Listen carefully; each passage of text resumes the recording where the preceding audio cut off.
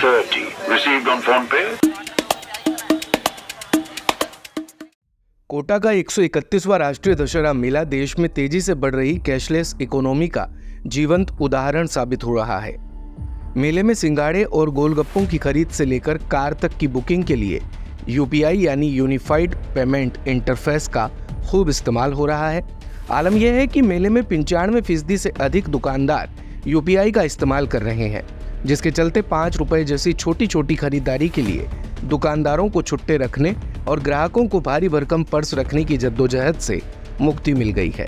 Digitalisation के जरिए cashless economy को बढ़ावा देने के लिए उठाए गए कदमों के परिणाम अब स्पष्ट रूप से दिखने लगे हैं।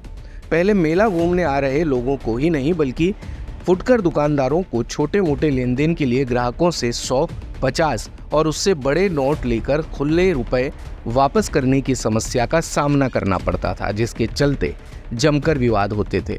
लेकिन इस बार तेजी से मेले में यूपीआई का इस्तेमाल बढ़ा है। खरीदारी खासी सुगम हो गई है। इतना ही नहीं, दुकानदारों की माने तो डिजिटल पेमेंट का बड़ा फायदा ये है कि अब उन्हें बिक्री के बाद मिली रकम की सुरक्षा और फिर से उसे ले जाकर बैंक में जमा करने की माथापच्ची से पूरी तरह मुक्ति मिल गई है। वहीं ग्राहक भी तय रकम आसानी से भुगतान कर जाते हैं। मेला अध्यक्ष विवेक राजवंशी इस संबंध में बताते हैं कि प्रधानमंत्री नरेंद्र मोदी की डिजिटल इंडिया बनाने की मुहिम को जमीनी स्तर पर साकार करने के लिए मेला समिति ने मेले में दुकान लेने आए बड़े और मझोले ही नहीं, छोटे दुकानदारों तक से यूपीआई से पेमेंट लेने का अनुरोध किया था। कोशिशों का फायदा ये हुआ कि सभी झूलों, खाने पीने से लेकर मेले में किसी भी तरह का सामान बेच रहे लोगों, जिनमें स्टॉल से लेकर ठेला लगाने वाले तक शामिल हैं, उन्होंने यूपीआई का इस्तेमाल किया है।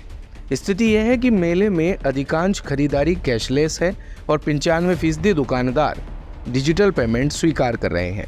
इससे दुकानदारों और ग्राहकों को ही नहीं, मेला प्रबंधन को भी खासी सहूलियत हो रही है। पैसे के लेन देन को लेकर एक भी विवाद की शिकायत अभी तक नहीं आई है।